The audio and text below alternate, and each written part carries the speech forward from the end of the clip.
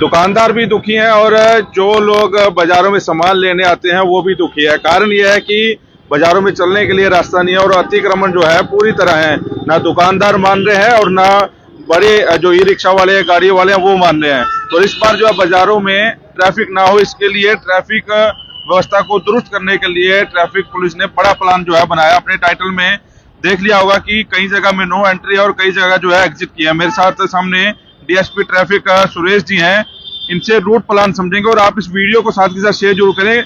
ये प्लान जो है कल से शुरू हो जाएंगे, हालांकि आज रात से जो है नाके लगने शुरू हो गए हैं, लेकिन आप इस प्लान को पूरी तरह समझिए और उस हिसाब से बाजारों में आइए। पहले बातचीत करते हैं।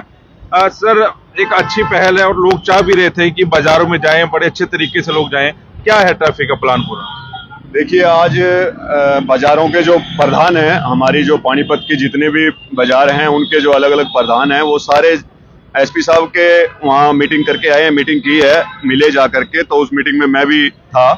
तो एसपी सर ने जो आदेश दिए हैं, सभी से आपसी सहमति बना करके जो आदेश दिए हैं कि बाजारों के अंदर त्योहारी सीजन में जो है ट्रैफिक व्यवस्था बिल्कुल भी बिगड़नी नहीं चाहिए। उसके लिए कुछ पॉइंट बिंदु निर्धारित किए हैं कि जिनसे नो एंट्री रहेगी। नो एंट्री यानी व्हीकल छोटे वाला, बाइक जा सकती है, पैदल आदमी जा सकता है, परंतु जो माल को लोड करके टेम्पो, ई रिक्शा या अन्य जो बड़ा व्हीकल है वो उसके अंदर एंटर नहीं होने दिया जाएगा।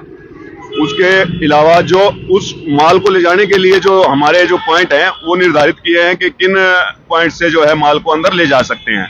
वो वन वे रहेगा। उससे माल को एक बार जो अंदर एंटर करेगा दुकानदार, उसको उतार के उसके बाद वो सनोली रोड से जाएगा। थोड़ा सा सर रूट प्लान बताने की कोशिश करें, आदमी कहाँ से एंट्री करे और कहाँ से एग्जिट होगी और कौन कौन बाजारों में नो एंट्री करे। देखिए, जो ये हमारा शुरुआत करते हैं हम बस पुराने बस स्टैंड से चलते हैं। तो पहला हमारा जो मेन पॉइंट आता है, ये पालिका जो बाजार है, ये हमारा रेड लाइट चौक है। रेड लाइट चौक से हमारा पहला जो है नाका रहेगा। वो वहां से अंदर कोई भी हैवी व्हीकल जिसमें माल लोड होगा या अन्य जो माल लेने के लिए कोई गाड़ी अंदर जाए, वो अंदर नहीं जाने दी जाएगी। दूसरा पॉइंट हमारा पालिका बाजार है, वहां से भी कोई एंट्री नहीं दी जाएगी। उन एंट्री को अलग से आगे एसडी रोड से हमने उसको एंट्री दी है। उसके बाद गुरुद्वारा रोड से हमने एंट्री दी है। उसके बाद जगन्नाथ मंदिर से हमने एंट्री दी है। वो सभी एंट्री वो अपने माल को ले जा करके वो अमर भवन चौक तक इजिली जा सकते हैं, कोई किसी तरह की प्रतिबंध नहीं है। लेकिन अमर भवन चौक पे जा करके वो सभी अपना सनोली रोड, दिल्ली जोश कॉर्नर के पास जो हमारा है, वहां से एग्जिट करेंगे, ना कि वो वापस जीटी रोड की तरफ आएंगे।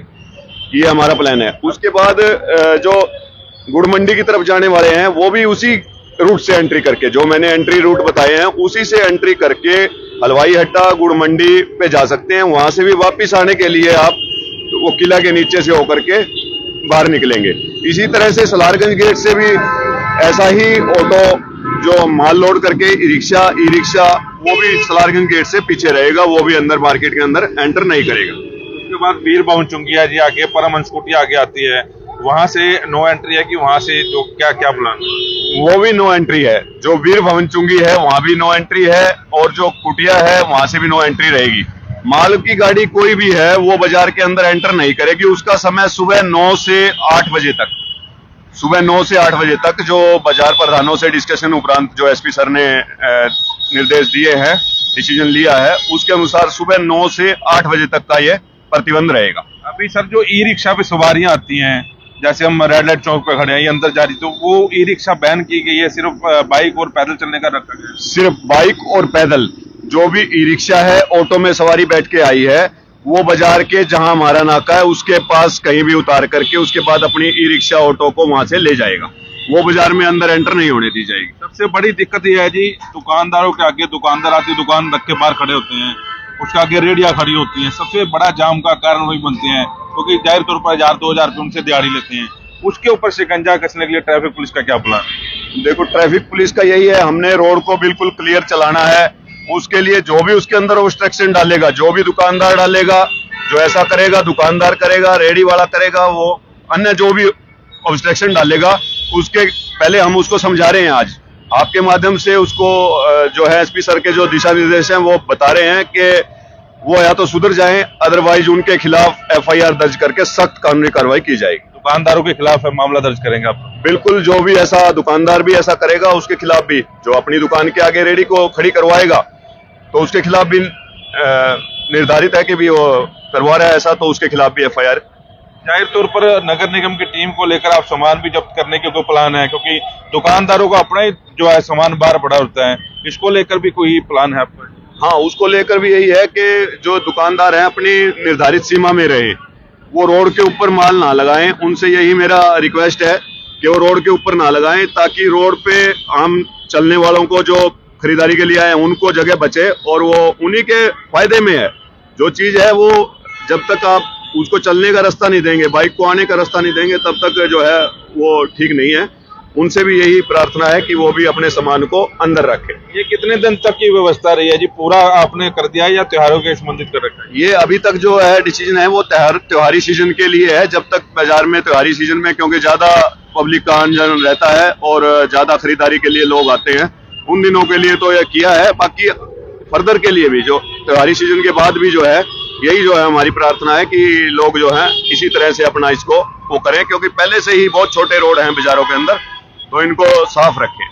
वो रेलवे रोड को भी लेकर रूट प्लान बनाया जी, क्योंकि वहां पर भी ऐसे अतिक्रमण देखने को मिलते हैं, गाड़ियां मिलती हैं, वहां का भी कोई आपके ने प्लान बनाया इस चीज का? ये सभी जगह का है, सभी मार्केट के प्रधान जो हैं एसपी साहब से आज मिलने गए थे और सभी के लिए यही रूट प्लान जो है बनाया गया है और सभी से यही प्रार्थना है कि इसको अमल में लाएं, अन्यथा उनके खिलाफ कार्रवाई हो। प्रधानों से सहमति हुई है आपकी कि एक आधे खिलाफ, दुकानदार के खिलाफ एफआईआर दर्ज करें, तो कहीं एजिटेशन न करें, क्योंकि एक के खिलाफ कार्रवाई होगी तो जाहिर तौर पर सारे जो है दुकान के अंदर सामान रखें? नहीं, जो भी देखो ऐसा किसी भी चीज को अगर सुधार करने के लिए कर रहे हैं और उसको एक आदमी कहेगा कि मैं नहीं करना चाहता हूं, वो कानून को अपने हाथ में लेगा तो और क्या करेंगे? कानूनी कार्रवाई है उसका। ये कल से प्लान चालू हो जाएगा, सुबह 9 बजे से नाके लगने चालू हो जाएंगे? हाँ बिल्कुल, सुबह 9 बजे से। अभी से हमने शुरुआत कर दी है, लेकिन कल से आपको पूरा इसमें पूरे नाके नजर आएंगे। सुबह 9 बजे से लेकर रात 8 बजे तक का प्लान आप लोगों ने? सुबह 9 बजे से लेकर के और शाम को 8 बजे तक का, जो सैनिटरी बाजारों के साथ थी कि सुबह 9 से 8 तक का रखा जाए, तो वो सुबह 9 से 8 बजे तक का ही रखा गया है। लास्ट सवाल आपसे करूंगा सर, मान लो कोई बुजुर्ग है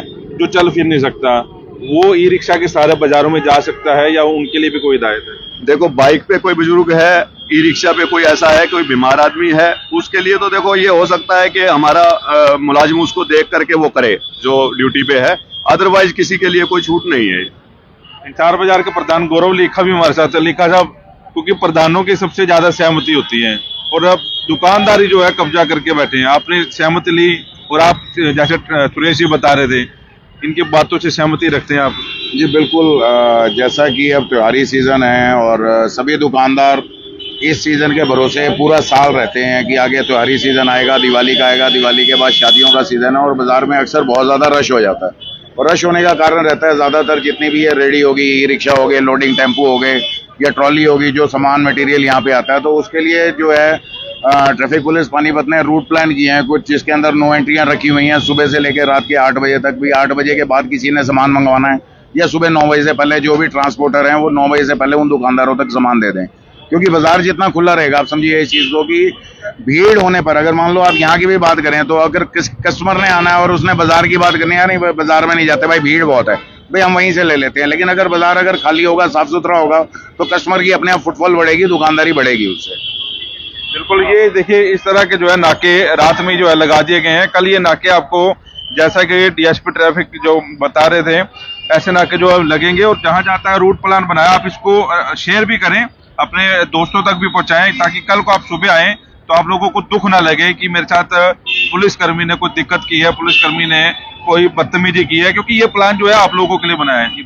मैं कुलवंत जी आपके माध्यम से एक बार फिर सारे पानीपत वासियों को, बाजार वाले दुकानदारों को और सभी एसोसिएशंस के प्रधानों को आपके माध्यम से एक रिक्वेस्ट करना चाहूंगा कि अपने बाजार के अंदर जितने भी दुकानदार हैं, क्योंकि हर दुकान पे अपनी एक 2 व्हीलर उसकी अपनी है, उसके दुकान पे 2 एम्प्लॉइज है, 3 एम्प्लॉइज हैं, उनकी 2-2, 3-3 2 व्हीलर अपनी खुद की बाजार के अंदर खड़ी होती है। तो प्रयास रहे उनका कि वो अपने 2 व्हीलर को बाजार में ना खड़ा करके उसको पार्किंग या अपने आसपास में कहीं खुली जगह है, बाजार के अंदर 2 व्हीलर जितना दुकानदारों का, हमारे खुद का दुकानदारों की बात कर रहा हूं मैं, क्योंकि कस्टमर आया, उसने 10 मिनट 20 मिनट आधा घंटा खरीदारी करी, एक दुकान से दूसरी दुकान गया, वो चला गया।